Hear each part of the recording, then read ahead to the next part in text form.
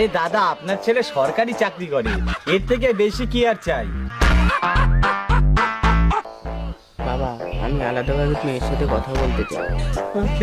বলছি দাদা, আমার ছেলে একটু আপনার মেয়ের সঙ্গে আলাদাভাবে কথা বলতে চায়। আচ্ছা ঠিক আছে, এই মা যা তো একটু কথা বলে আয়।